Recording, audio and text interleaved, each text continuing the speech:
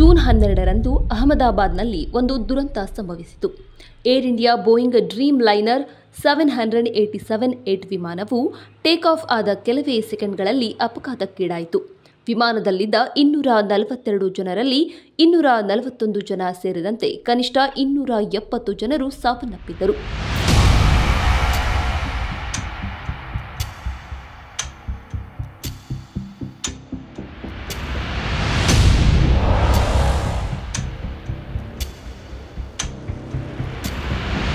July 12ರಂದು ವಿಮಾನ ಅಪಘಾತ ತನಿಖಾ ಬ್ಯೂರೋ ಬಿಡುಗಡೆ ಮಾಡಿದ ಪ್ರಾಥಮಿಕ ತನಿಖಾ ವರದಿಯು ಆಘಾತಕಾರಿ ಮಾಹಿತಿಗಳನ್ನು ಬಹಿರಂಗಪಡಿಸಿದೆ.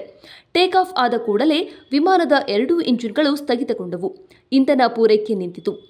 ಕಾಕ್ಪಿಟ್ ಧ್ವನಿ ರೆಕಾರ್ಡಿಂಗ್ನಲ್ಲಿ ಒಬ್ಬ ಪೈಲಟ್, ನೀವು ಏಕೆ ಕಟ್ ಆಫ್ ಮಾಡಿದ್ದೀರಿ ಎಂದು ಪ್ರಶ್ನಿಸಿದರೆ, ಇನ್ನೊಬ್ಬ ಪೈಲಟ್, ನಾನು ಮಾಡಲಿಲ್ಲ ಎಂದು ಉತ್ತರಿಸಿದ್ದಾರೆ. ವಿಮಾನದಲ್ಲಿ ಸಂಪೂರ್ಣ ಶಕ್ತಿ ಮತ್ತು ಒತ್ತಡದ ಕೊರತೆ ಕಂಡುಬಂದಿತು.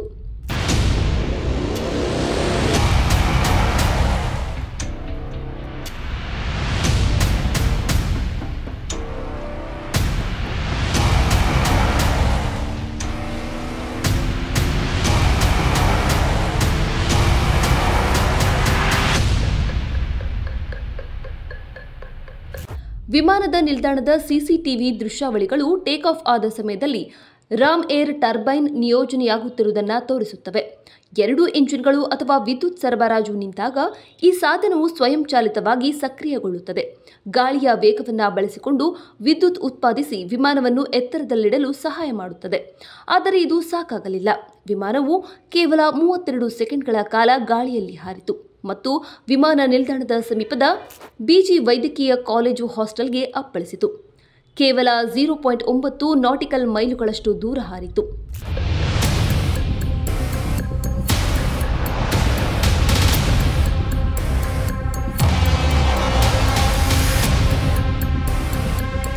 ಹದಿನೈದು ಪುಟಗಳ ಈ ಪ್ರಾಥಮಿಕ ತನಿಖಾ ವರದಿಯು ವಿಮಾನದ ಸಂಪೂರ್ಣ ವಿದ್ಯುತ್ ಕೊರತೆಯನ್ನು ದೃಢೀಕರಿಸಿದೆ.